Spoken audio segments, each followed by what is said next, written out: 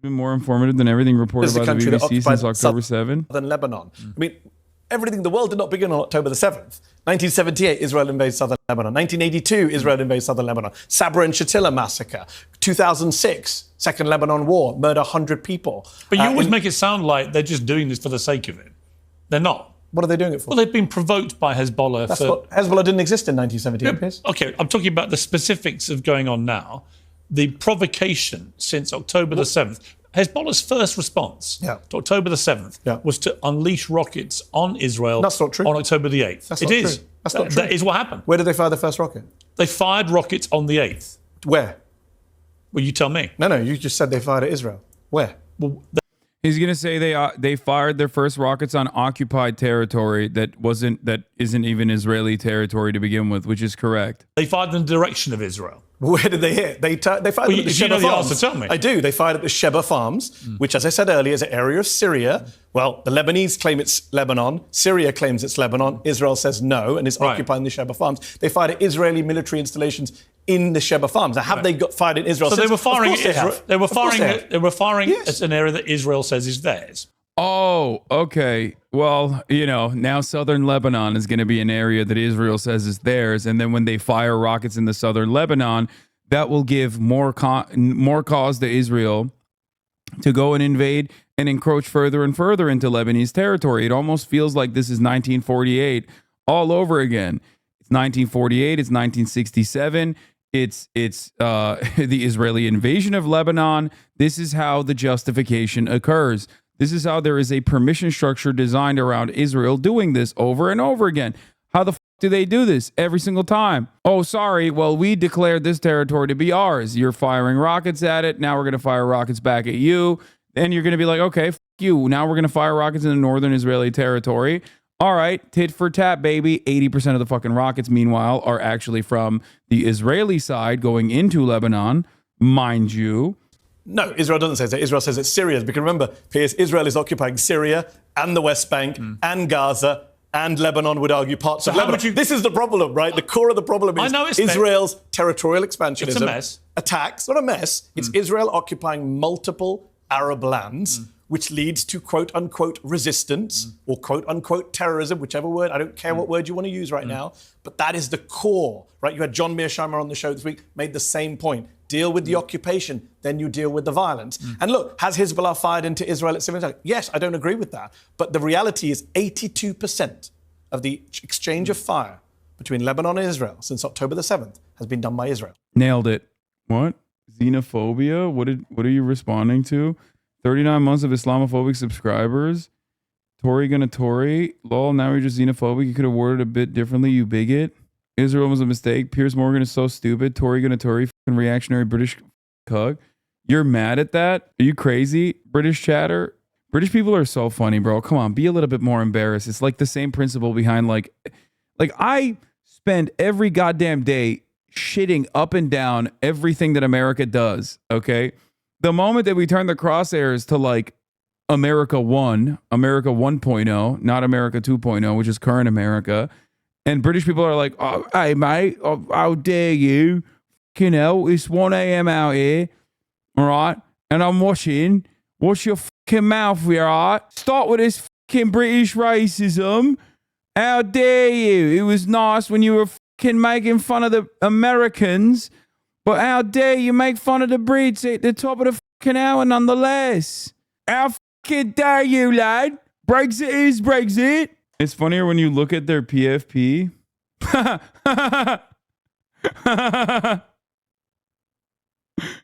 That's awesome. That's right. I can't even tell if this is a British chatter or an Australian one. What is this? More of Mehdi cooking Piers on that episode? Rhetoric. I wish I didn't have to compare Donald Trump to Hitler. But when he quotes the lines from Mein Kampf, as a journalist... Come on, Mehdi. As a journalist, should I not point out that? You shouldn't compare him to Hitler because he's not Hitler. Okay, so what should I do? So I'm a... Yeah, no one... You can't compare anybody to Hitler. You shouldn't even learn about Adolf Hitler, actually. We shouldn't even be teaching Adolf Hitler because he's a once-in-a-lifetime guy. Like, there's no reason to learn about Adolf Hitler or the Holocaust. Like, no lessons to be learned from any of those things, you know? Like, the fundamental reason why we teach this shit in schools, which, by the way, I don't think we teach this shit in schools well enough, seemingly. Like, what do you mean, dude? Why? Never again means it will never happen again, of course. It's certainly not happening now.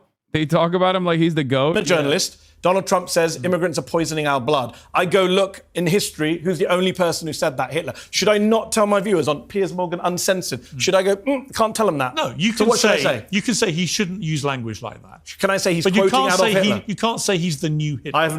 I mean, I don't know if he's the new Hitler. There's definitely a lot of Hitlerian politicians out there. There's a long list, dude. I called him the new Hitler. Right. I've never called him the new So you Hitler. accept the people who But say I'm allowed. that. But you say I'm allowed to say he's quoting Hitler. You can, if he uses a direct sentence, which you can chart back to It's what came out of almost Hitler's mouth, directly the same, That's yes. absolutely fair enough. But the idea that there is any comparison between Trump No, and of course not. Hitler is Hitler. We know that. Is appalling. Hitler is Hitler. Do you agree it's appalling? No, but I want to qualify what you're saying. Hitler, agree it's appalling? What is appalling? To compare him to Hitler. To compare him to Hitler, in what sense, though? They're calling him the new Hitler. Yeah, so no, don't call him the new Hitler. Is that appalling? Oh my God, I'm not playing the silly game. Give me a word. I don't want you put words Give about. me a condemnatory word. I think it's not accurate to say he's the new Hitler because Hitler killed Not 12 million accurate. people. Yeah, it's not true. Not offensive. But can I, if you let me finish the sentence? No, it's not. It's not offensive. I think it's ridiculous to claim that like Hitler is some unique specimen of evil, dude. What the f-? The entire purpose of learning about Adolf Hitler and Nazi Germany is so that we understand all the material conditions that primed a person to be able to do that. And also how the entire world could basically turn a fucking blind eye, specifically German society could turn a blind eye. Except if you kind of read into that a little bit too much, you start noticing the parallels between Israeli society and Nazi Germany. And then all of a sudden it's like, oh, that's a weird thing to think about.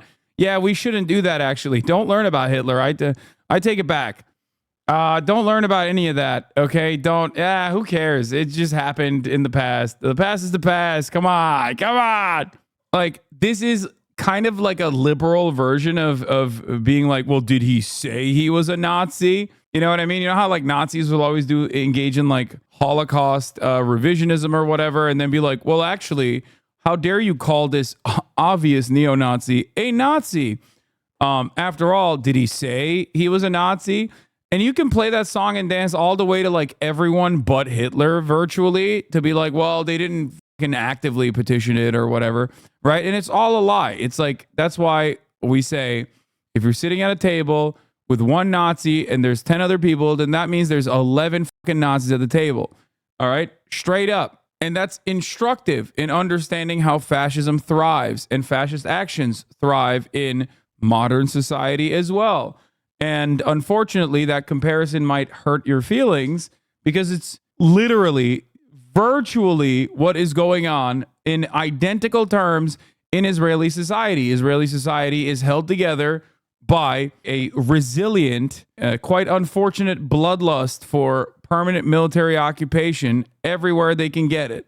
And also supremacist attitudes, ultranationalist supremacist attitudes for the in-group being Jewish people. They can masquerade around and say it's for self-determination, it's for sovereignty, it's for we have to create a Jewish nation state.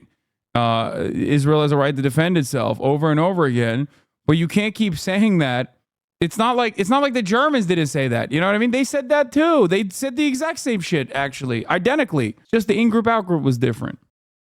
I speak to a lot of fascism scholars, people like Ruth Ben-Ghiat, Jason Stanley. A lot of people say that there is an analogy between what Trump is doing in America now and what happened in places like Germany in the 20s and 30s. No, right?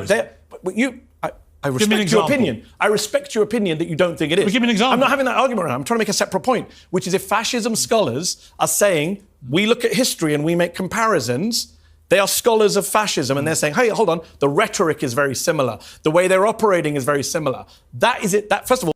By the way, he's talking about Trump here, not even Israel, which a comparison within Israel is also apt. A comparison for America is also apt as well, 100%.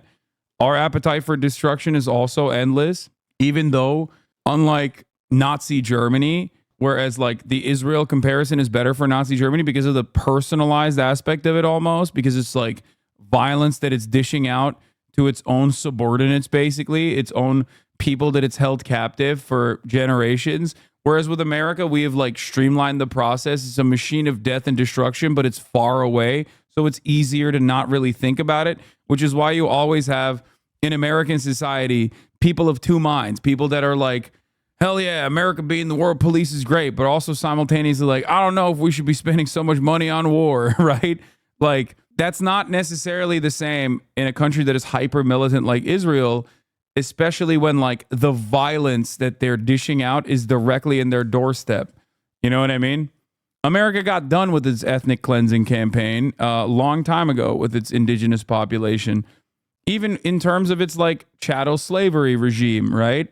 So it's easier for us to whitewash the wrongs of the past while still maintaining certain aspects of that white supremacist attitude, whereas Israel is currently engaging in it. So that necessitates more propaganda, and that creates like a deeply personal connection to dishing out that violence so you can just like, I don't know, hold a fucking rave next to a concentration camp. You know what I mean? That's like not a thing you can do in other circumstances. Like you can only do that if you're turning a complete blind eye to all this violence. By the way, I don't care. It's still xenophobic, bigoted. Britain has done more to pull some licenses from Israel than America has. And I'm Australian, by the way. If you think that I'm not sufficiently shitting on America every goddamn day, I don't know if you're hearing the words that are coming out of my mouth at all. Okay? And England can take some of that smoke too. God damn, Australians. Some of you are the coolest people I've ever met in my life. And some of you are such peasant-brained cucks. It is mind-boggling. No wonder you are still under the Commonwealth. Holy dude. Have fun changing your coins or whatever the fuck's going on. Jesus Christ. You can't make fun of my country, not on my watch. Dog, it's even worse. He's defending England as an Australian. It's funny to have this level of like allegiance and defending England's awful reputation as an Australian guy. That's really funny. Well, free speech, they should be. You can't hate on France. I'm Algerian, by the way. You said Trump. You used to be the free speech champion. I am. And then you sit there regulating everyone's speech. I'm not It's appalling. I'm not regulating. No, I'm asking you. literally just told me. Call it appalling. That's not regulating what you're saying. You're it's asking you, can you bring it in yourself to condemn people who say he's the new Hitler? I don't know who those people are. J.D. Vance called him the new Hitler, and he's his running mate. To take it up with J.D. Vance. Condemn him as well. Call him on your show. But you condemn anyone on the left who uses it too, right? Uses what, though? Who says he's the new Hitler? Specifically. Those specific words, the new Hitler, yes. Okay. Is he speaking? Oh, God. Dude. Mehdi, don't play this fucking game, dude. It's so annoying. It's such an unproductive game to play with this fucking baboon in a suit. Like Hitler? Yes, he is. Okay. And that should be condemned. Hold on, do you condemn him speaking like Hitler? Yes. Does that not outrage? Of course. He's like your pal. Why don't you tell him to stop it? Of course. Have you ever told him to stop quoting Hitler? Yes, probably. I can't remember the last interview I did was before or after, but if I do again, I will. Yes, of course. Good. And hosting a Holocaust dinner at Mar-a-Lago? But yes, Nick Fuentes, absolutely. Have you told him to stop doing that? I said it on Twitter to him. Don't let white supremacists anywhere near you. Why are you doing that? Nah, that's not condemnation. Don't let white supremacists anywhere near you. Why are you doing that? While also simultaneously quoting Adolf Hitler. Mr. President, sir, why are you doing that? It quite seems like you like it. It seems to me like you're giving people the wrong impression. Or maybe the right impression. I don't know. That's a question. I think it's condemn it. It's disgusting. It's appalling. It's appalling. Good. There you We're in are. agreement. You're trying to regulate my speech. I love when we agree. Anyway, good stuff. It's unseemly, my good sir. How dare you?